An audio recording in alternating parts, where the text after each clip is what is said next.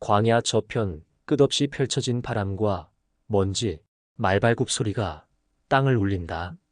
한 소년이 태어나 세계를 흔들 운명을 안고 자라난다. 이름 없는 부족의 평범한 아이였지만 그의 눈빛에는 거침없는 야망과 불굴의 의지가 스며 있었다. 시간과 운명을 거슬러 그는 몽골의 초원을 하나로 묶고 세상의 경계를 무너뜨릴 군대를 길러낸다. 바람처럼 몰아치는 전투와 불타는 별빛 속에서 그의 전설은 오늘날까지도 사람들의 마음속에 살아 숨쉰다. 이제 우리는 징기즈칸이라는 이름 뒤에 숨겨진 인간과 전사의 진짜 이야기를 마주하게 된다.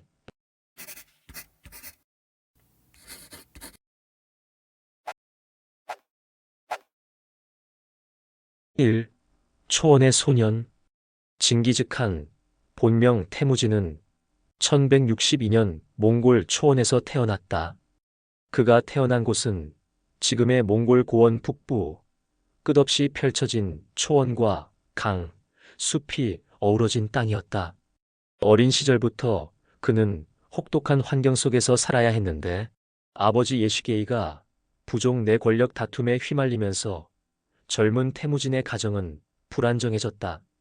아버지가 타타르족에게 독살당하고 부족에서 쫓겨난 후 태무진과 그의 가족은 먹을 것과 안전을 확보하기 위해 끊임없는 이동과 고난을 겪었다. 그럼에도 그는 어린 시절부터 남다른 통찰력과 리더십을 보였다. 같은 나이 또래의 아이들이 놀이나 사냥에 몰두할 때 태무진은 부족 간의 정치와 연합, 생존 전략에 대해 남다른 관심을 보였고 이는 그가 성장하며 주변 부족들을 결속시키는 기반이 되었다. 그는 또래 아이들보다 강한 체력과 빠른 판단력을 갖추었으며 말을 다루는 능력과 전술적 감각 또한 일찍이 뛰어났다. 이러한 능력은 생존을 넘어 이후 몽골을 통일하고 세계적인 정복자로 성장하는 토대가 되었다. 어린 태무진의 삶은 끊임없는 위기와 도전으로 가득했지만 그 속에서 그는 자신만의 법칙과 원칙을 세우며 점차 다른 사람들을 이끄는 힘을 길러나갔다. 바로 이러한 어린 시절의 경험이 징기즈칸이라는 전설적인 이름 뒤에 숨겨진 인간 태무진의 뿌리를 이루었다. 이 부족을 하나로 태무진이 청년으로 자라면서 가장 먼저 마주한 과제는 몽골 내 분열된 부족들을 하나로 묶은 일이었다. 초원에는 수많은 부족과 가문이 서로 다투며 권력을 나누고 있었고 작은 불화 하나가 전쟁으로 번질 정도로 혼란스러운 상황이었다. 그는 힘만으로 다른 부족을 제압하는 것이 아니라 동맹과 신뢰를 기반으로 사람들을 결속시키는 방법을 선택했다. 어린 시절의 고난 속에서 배운 생존 전략과 판단력, 그리고 사람을 읽는 능력은 이 과정에서 빛을 발했다. 태무진은 자신의 가족과 가까운 동료들에게만 충성을 요구하는 것이 아니라 공정한 규칙과 원칙을 제시하며 새로운 질서를 만들었다. 특히 그는 혁신적인 십진법 군사 조직을 도입했다. 10명 아르반, 100명 자군, 1000명 민간, 1만 명 투맨으로 구성된 이 체계적인 조직은 기존의 부족 중심 구조를 능력 중심으로 바꾸었다. 이러한 접근은 기존의 전통적 권력 구조를 뒤흔들었지만 동시에 많은 부족들이 그의 지도력에 자연스럽게 따르게 만들었다. 그는 결혼과 동맹을 전략적으로 활용하며 부족 간 갈등을 중재했고 필요할 때는 강력한 군사력을 사용해 반항적인 세력을 제압했다. 점점 더 많은 부족이 그의 깃발 아래 모이면서 태무진은 몽골 초원의 지도자로 자리 잡았다. 1206년 마침내 몽골 부족들을 완전히 통일한 태무진은 쿠릴타이 부족 회의에서 칸들의 칸을 뜻하는 징기즈칸이라는 칭호를 받았다. 이는 단순한 명칭 변경이 아니라 새로운 제국의 탄생을 알리는 역사적 순간이었다. 3. 세계를 넘어 몽골 초원을 통일한 징기즈칸은 이제 시야를 넓혀 국경 너머 세계로 눈을 돌렸다. 그의 군대는 약탈 집단이 아닌 철저한 전략과 조직을 갖춘 전쟁 기계였다. 그는 빠른 기동력과 정보 수집, 심리전, 그리고 유연한 전술을 결합하여 상대를 압도했다. 특히 그가 구축한 파이자 시스템과 역참제는 제국 전체를 연결하는 혁신적인 통신망이었다.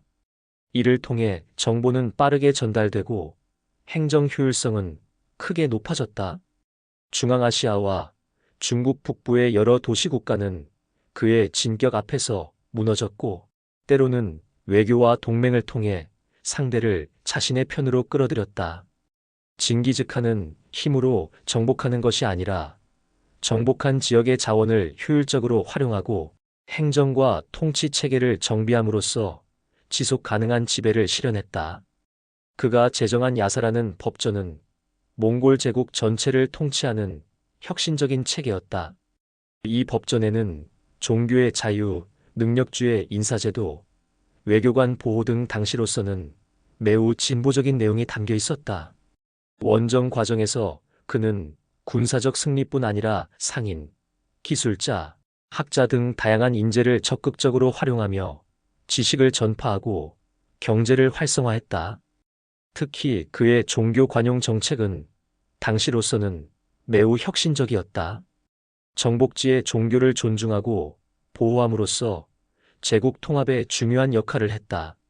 그의 지도 아래 몽골 제국은 초원의 유목 문화와 농경, 사회, 도시 문명을 연결하는 거대한 네트워크를 형성했다.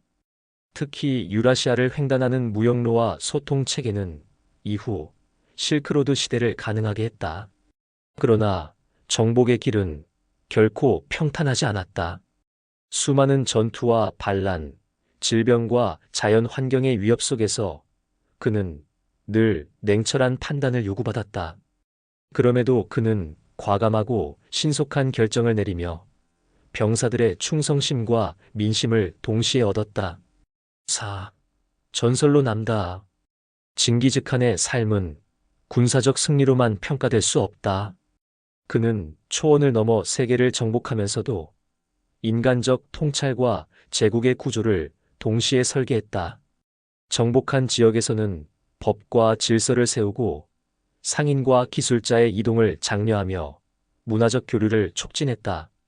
그의 리더십은 무자비한 전사와 현명한 통치자의 면모가 결합된 결과였다. 1227년 징기즈칸은 서하 정벌 중 사망했다. 몽골의 전통에 따라 그의 무덤은 비밀리에 조성되었으며 아직까지 발견되지 않고 있다. 이는 그의 신비로움을 더욱 증대시키는 요소가 되었다. 죽음 이후에도 그의 후계자들은 광대한 몽골 제국을 유지하며 중앙아시아, 중국, 중동, 동유럽까지 이어지는 영향력을 확장했다. 흥미롭게도 현대 유전학 연구에 따르면 징기즈칸의 후손으로 추정되는 Y염색체가 중앙아시아와 동아시아 남성 인구의 상당 비율에서 발견된다고 한다. 이는 그의 역사적 영향력이 정치적, 군사적 차원을 넘어서는 것임을 보여준다. 오늘날 징기즈칸은 전쟁 영웅이 아니라 인간의 야망과 지도력, 그리고 전략적 지혜를 보여주는 상징으로 남아있다. 역사 속 그의 흔적은 문학, 영화, 학문을 통해 계속해서 재조명되며 사람들에게 도전과 결단의 의미를 일깨운다.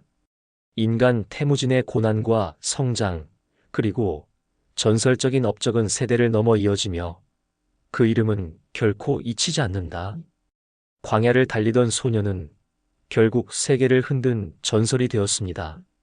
징기즈칸이라는 이름 뒤에는 힘이 아니라 사람과 세상을 이해하고 이끄는 리더의 깊은 통찰이 숨어 있었습니다.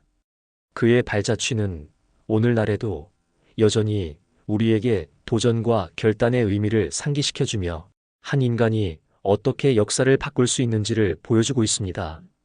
끝까지 들어주셔서 감사합니다.